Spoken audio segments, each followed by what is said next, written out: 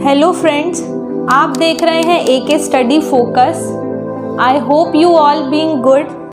आज हम आपके सामने फिजिक्स के टॉप मोस्ट 30 क्वेश्चंस को लेकर आए हैं, जो कि आने वाले पेपर्स के लिए काफ़ी इम्पॉर्टेंट है, क्योंकि आने वाले अपकमिंग मंथ्स में पेपर शुरू होने वाले हैं।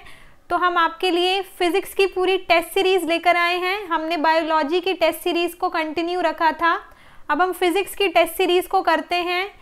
तो चलिए शुरू करते हैं आज की test series. Now let's go to the questions. हमारा फर्स्ट क्वेश्चन है, निम्न में से कौन सा वैश्विक ऊर्जा का दूसरा सबसे बड़ा स्रोत है? तो यहाँ हमें बताना है कि कौन जो है वैश्विक ऊर्जा का दूसरा सबसे बड़ा स्रोत है। तो इसका करेक्ट आंसर हो जाएगा ऑप्शन नंबर 3, नवीकरणीय ऊर्जा। तो नवीकरणीय ऊर्जा जो है वो प्राकृतिक गैस को पीछे छोड़कर विश्व का दूसरा सबसे बड़ा विद्युत स्रोत बन गया है। मूव करते हैं अपने नेक्स्ट क्वेश्चन नंबर 2। प्रकाश मिति उत्सर्जककर्ता की एसआई इकाई क्या है? तो यहाँ हमें बताना है कि प्रकाश मिति उत्सर्जकता की जो एसआई यूनिट है वो क्या है। तो इसका करेक्ट आंसर हो जाएगा ऑप्शन नंबर 1, लक्स। मूव करते हैं अपने नेक्स्ट क्वेश्चन नंबर 3। निम्न में से कौन सी ध्वनि की कथित प्रबलता की इकाई है? तो यहाँ हमें बताना है कि कौन सी ध्वनि जो है वो कथित प्रबलता की इकाई है।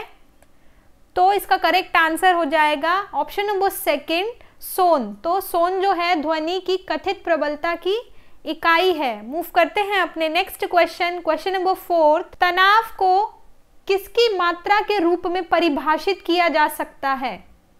तो यहाँ हमें बताना है कि तनाव को किसकी मात्रा के रूप में परिभाषित किया जा सकता है।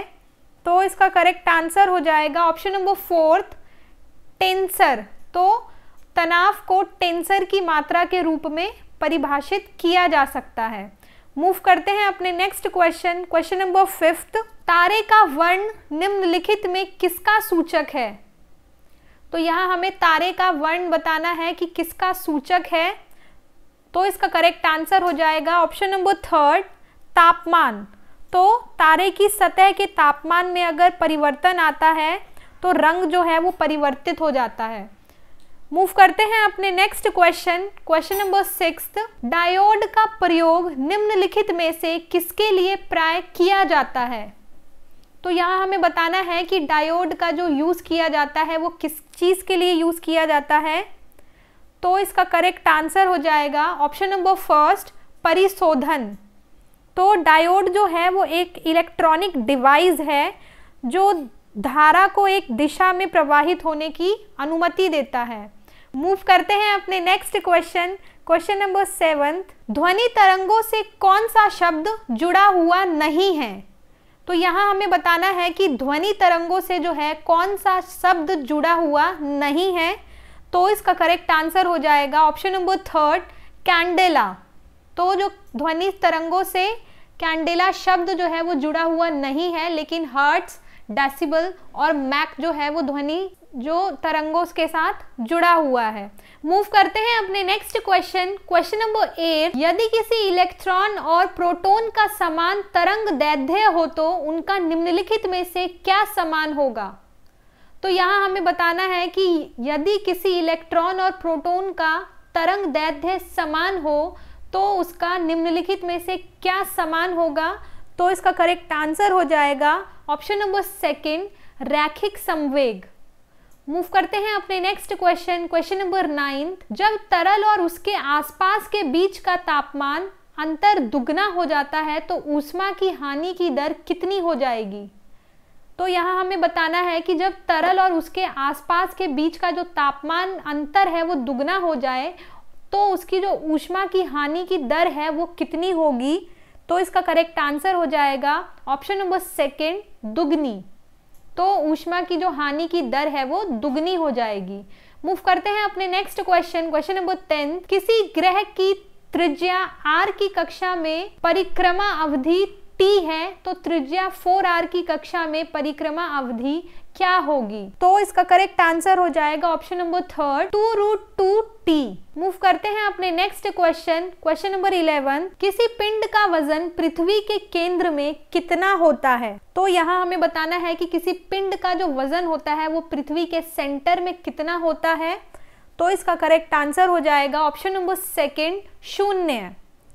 तो इस पृथ्वी के जो केंद्र पर वस्तु का जो भार होता है वो 0 होता है। मूव करते हैं अपने नेक्स्ट क्वेश्चन, क्वेश्चन नंबर 12। जब एक जहाज एक नदी से समुद्र में प्रवेश करती है तो इसका क्या प्रभाव होगा? तो यहाँ हमें बताना है कि यदि एक जहाज जो है वो नदी से समुद्र में प्रवेश करती है तो इसका क्या प्रभाव होगा? तो इसका करेक्ट आंसर हो जाएगा ऑप्शन नंबर 3 वे थोड़ा सा ऊपर उठता है। तो जब एक जहाज जो है नदी से समुद्र में प्रवेश करेगी तो जो नदी का जो पानी है उसकी तुलना में समुद्र का पानी जो है वो ज़्यादा सॉल्टी होता है, जिसके कारण जहाज जो है वो थोड़ा सा ऊपर उठता है।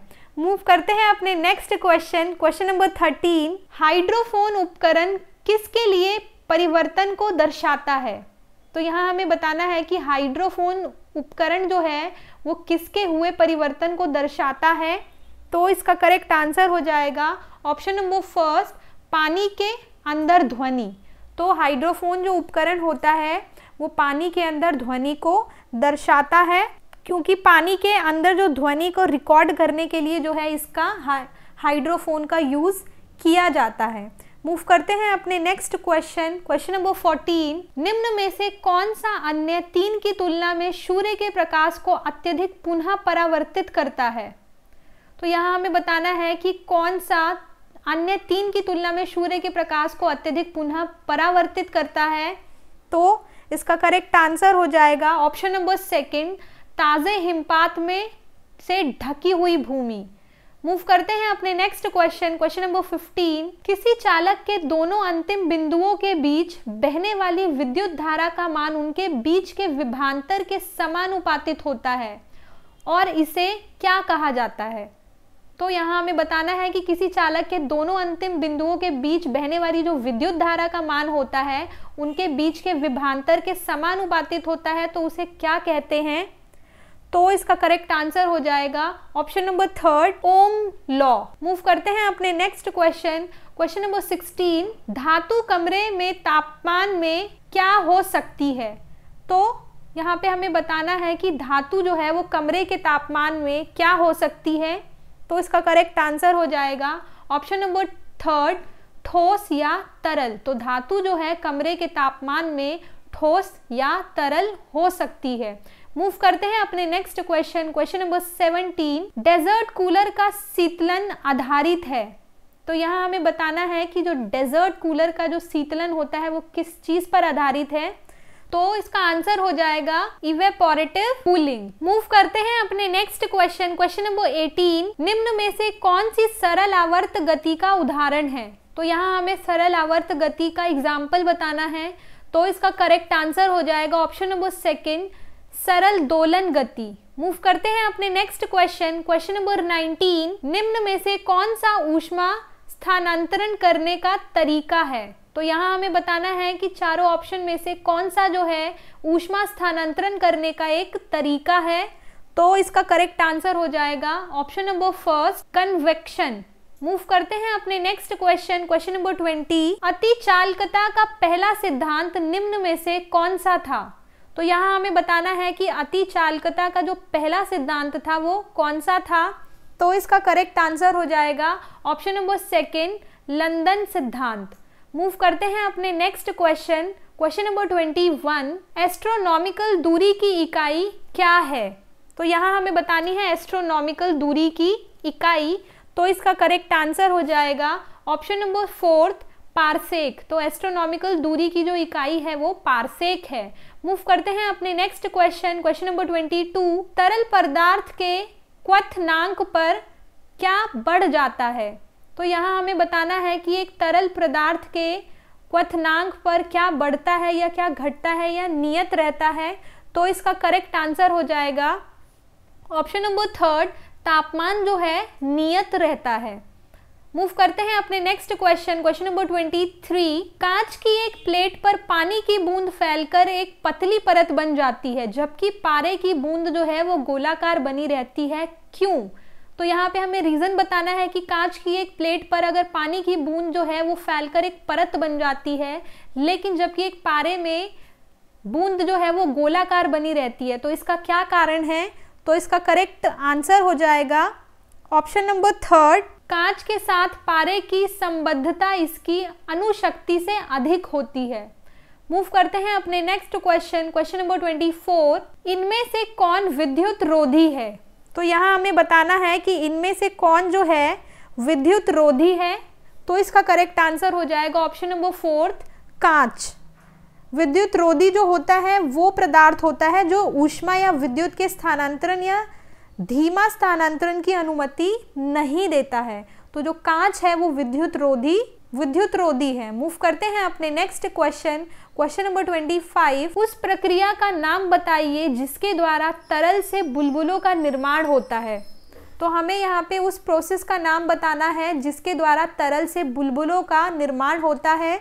तो इसका करेक्ट आंसर हो जाएगा ऑप्शन नंबर 1, उबाल। ये हमारी टेस्ट सीरीज का लास्ट क्वेश्चन था। आई होप ये सारे क्वेश्चंस आपको काफ़ी क्लियर हुए होंगे। हमने 5 क्वेश्चन और इंक्लूड किए हैं जिसके आंसर्स आपको कमेंट बॉक्स में करना है। मूव करते हैं उन क्वेश्चंस पे। क्वेश्चन नंबर 26, पानी का क्वथनांक निर्भर करता है। तो यहाँ हमें बताना है कि पानी का जो क्वथनांक होता है वो किस पर निर्भर करता है। तो आप आंसर कमेंट बॉक्स में कीजिएगा।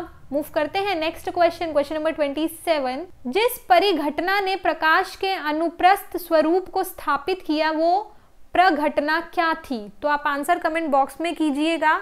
मूव करते हैं अपने नेक्स्ट क्वेश्चन, क्वेश्चन नंबर 28। प्रत्यावर्ती धारा AC को दिष्ट धारा DC में बदलने के लिए किस युक्ति का प्रयोग किया जाता है?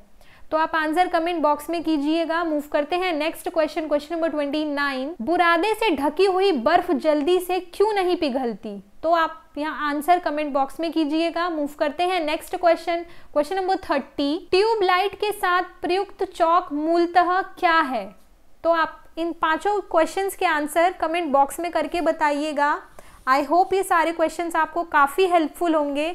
अगर आपने हमारी प्रीवियस टेस्ट सीरीज़ को नहीं देखा है तो हमारे चैनल पे विजिट करके हमारी प्रीवियस टेस्ट सीरीज़ को देख सकते हैं और अपने आप को वेरीफाई कर सकते हैं कि हमारी कितनी तैयारी हो चुकी है। मिलेंगे हमारी नेक्स्ट वीडियो में। Thank you so much for watching.